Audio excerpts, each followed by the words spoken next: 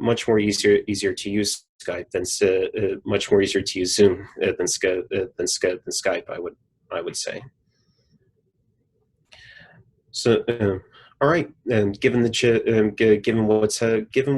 all these changes, what's the best way for workers to prepare for the work environment they're going to return to? Well, the first and probably the most important step is to become familiar with as many new technologies as possible, especially people who have a grasp on video conferencing technology, whether it be Zoom or whether it be Skype, will learn how to work not only by themselves remotely, but also within groups remotely as well. It also wouldn't hurt for employees to be more familiar with Office-based software such as Microsoft Word and Microsoft Excel as well. And workers should also think about developing certain soft skills such as collaborating within groups at a distance, business writing, time management within remote work.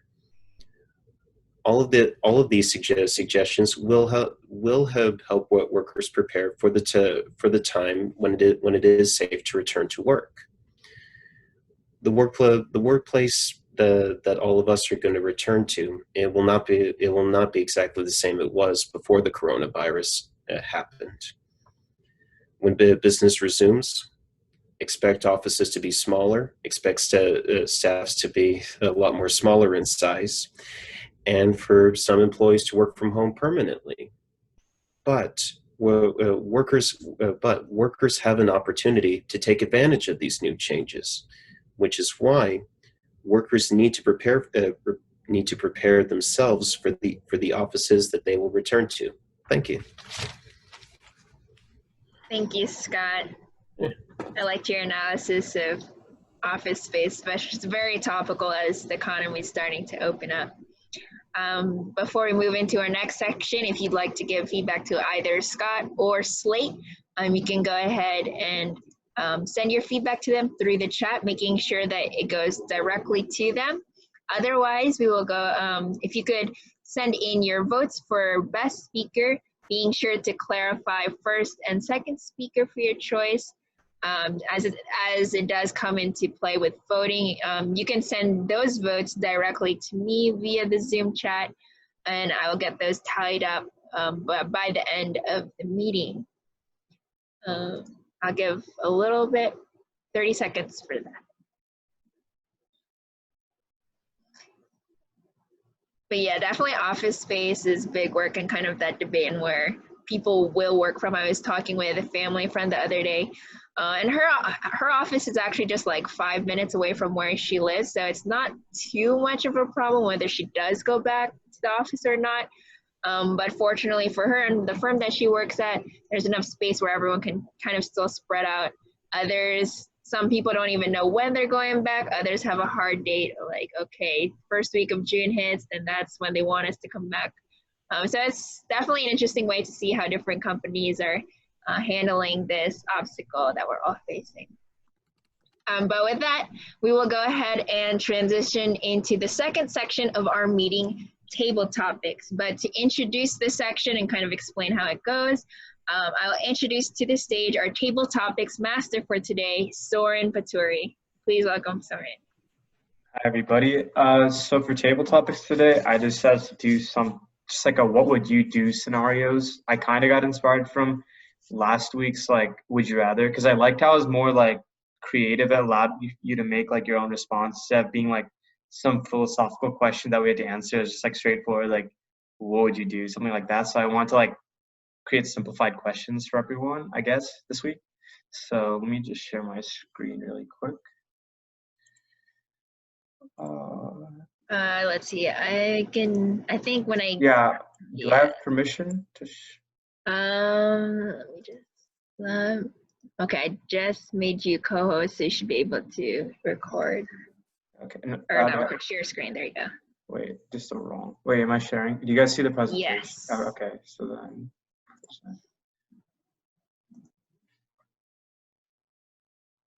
Do you guys see this? Oh, wait. Yes. Oh, it's the wrong thing. God damn it. It's not the first page. Okay. Okay, there we go. So let's begin. We're just going to go down and either you guys volunteer, I'm going to start picking out random names, whatever feels best. So if you didn't need to sleep, what would you do in your free time? I can go ahead and answer this. Go ahead. So back in March and when we first entered spring break, I was like, okay, yeah, it's a great week to come back home, get some home cooked food, kind of a little bit have that reset before getting back into classes, because I know half my midterms were before, half my exams are after, so there's still kind of that prep mind to it. But then I found in the middle of spring break, as did everyone else, that it would be extended an additional 2 weeks as everyone's kind of waiting to see what the whole pandemic situation could be. So I'm like, okay, yes, this entire time I've been in college, my bedroom has become the storage room in our house. I've been relegated to the loft that's kind of just in the middle of everywhere. So this is some time to get some things sorted out so I can have my own space finally after 2 years in college. Well, 2 weeks go by, I'm helping my mom with her garden, I'm helping baking some food for everybody. I'm kind of just stuck at home, but not quite getting to it because there's just so much stuff. It's just stuff that's accumulated in so long.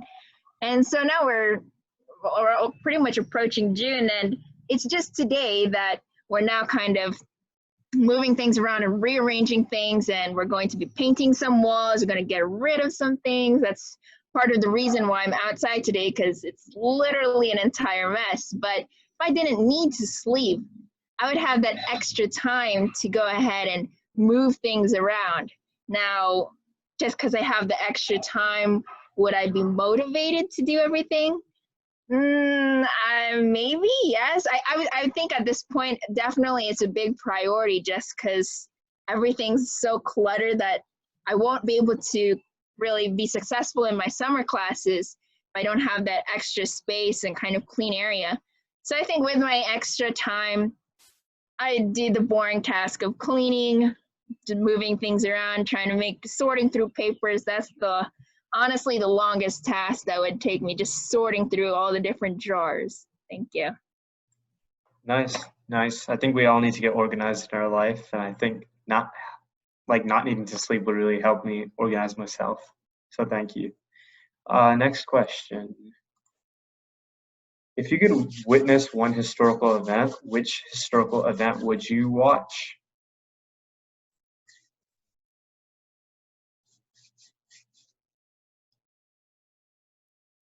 I don't want to pick people. Come on, guys. Someone volunteer. Go ahead, Scott. Okay. Oh, okay. Okay. Oh, well, thank you. Thank you, Sourin. Oh, if I did have to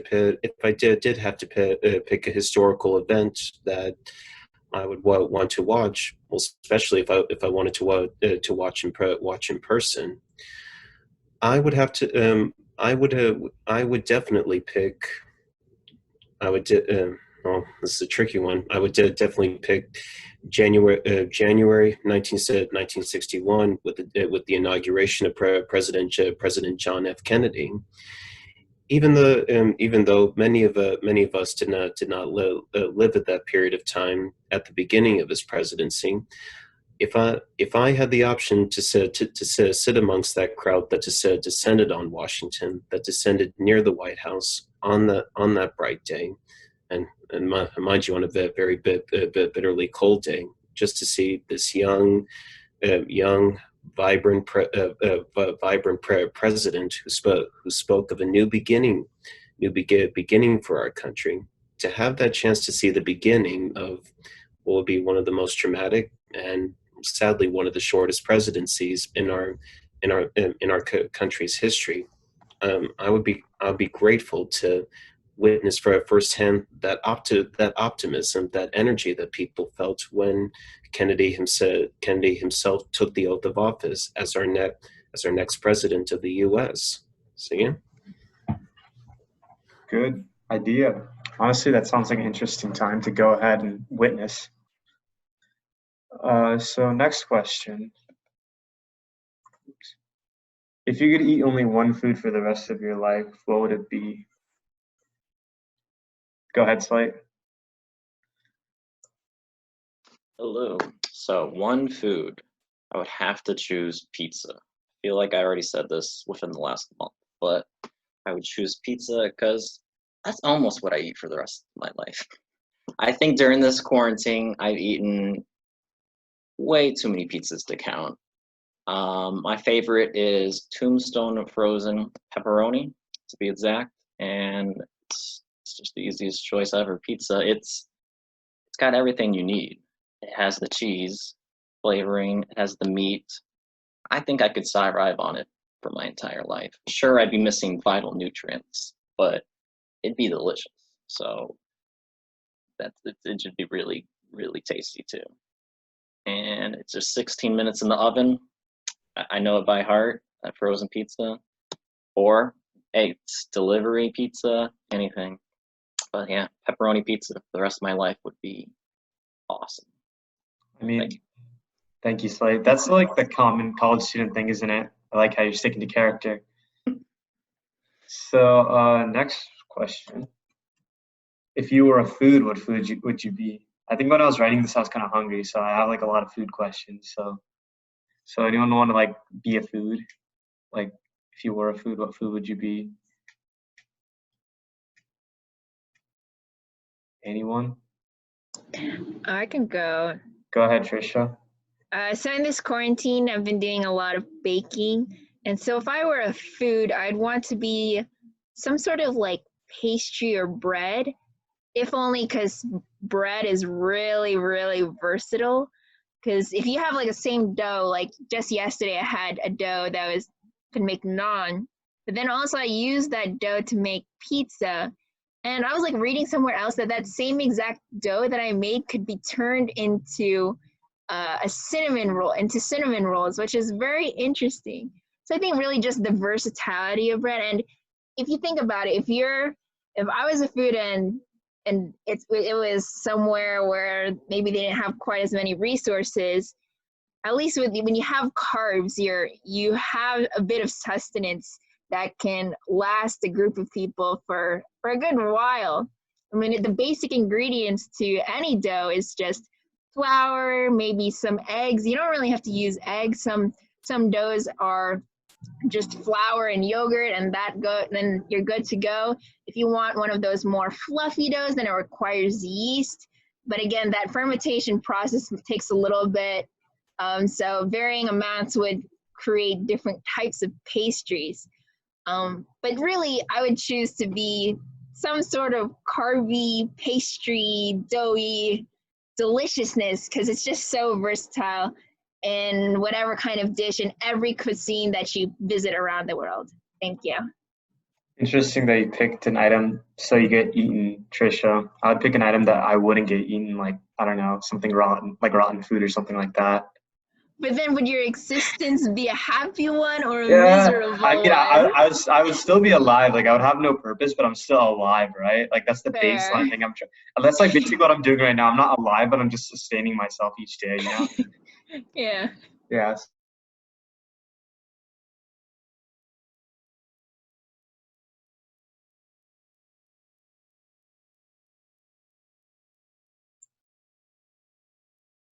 What? Wait, did I? I think you're muted. Oh wait, am I muted? You're not now. No. Okay, go ahead. Got this. So, what do you wish someone had invented? Something I always thought would be a great invention. I don't know why anyone hasn't made it. This might be a little more relatable if you have longer hair and take a longer time to dry. But when you get out of the shower, you're soaking wet, and it takes a while for me to dry. I've got long hair. It's it's just a mess. I gotta get places to be. I tend to shower way too soon to the event. I hate to come in with slopping wet hair. So I just want a capsule that you can just step inside and just has like a hair dryer, blows hot air from all directions. Seems like a great idea. I don't think it could be too inexpensive. I mean, sure, it's a little high tech and there could be a lot of safety issues with that, but I think that'd be a really great. Every time I shower, I'm like, wow, I gotta dry my hair. Either air dry it. I think it's the best, healthiest way for my hair, but that's boring. So I normally scrub with a towel or use the hair dryer. But definitely some sort of capsule. Just one in the top, one in the bottom, just whoosh, and then like 10 seconds, you're dry.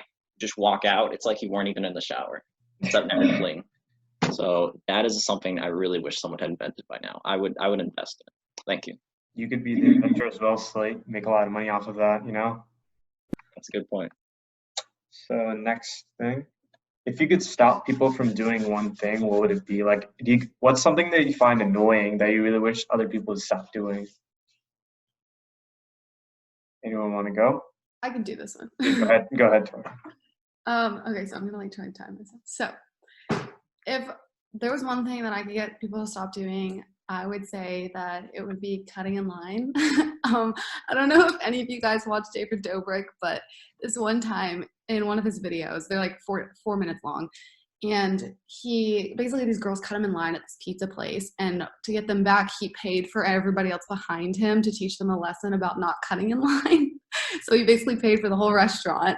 And I think that, if I had the money to do that, I would probably get people to stop doing that too. I've definitely had my fair share where I just felt so bad when someone, like, they didn't realize they were cutting, but then they did. And I was like, I could say something, but it's just one person. And like, what if it's like a kid or like, but I would say that would be probably the one thing if I could change anything. But yeah, sometimes I just feel kind of bad about it. So. Nice. Honestly, I feel like I have this problem because oftentimes me and my friend group, we just like send one person in there to like save a spot, and then you see like 5 other people join the line. So I guess I sort of contribute to this problem. So next question. If you could rob one thing without getting caught, what would you steal? What would you steal? Anyone have any ideas?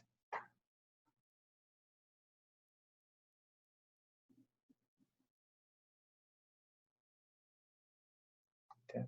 Now I'm gonna have to pick someone. Let's look.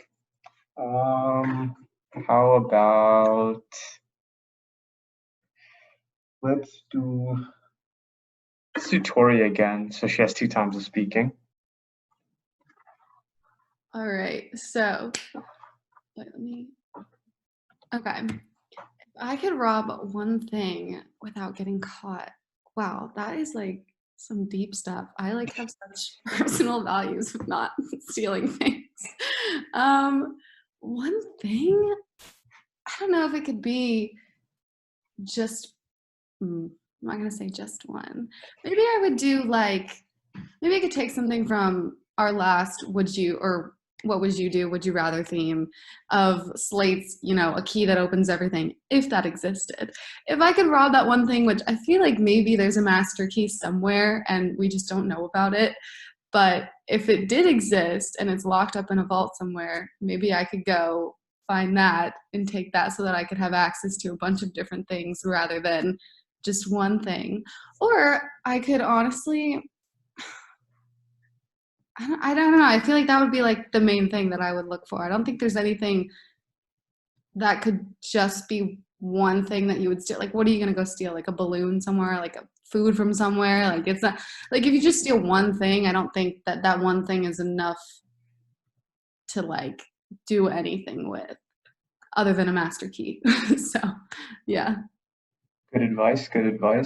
Honestly, stealing a balloon might not be the move. So next question. What would you do during a zombie apocalypse? I was trying to get really creative near the end, so I started coming up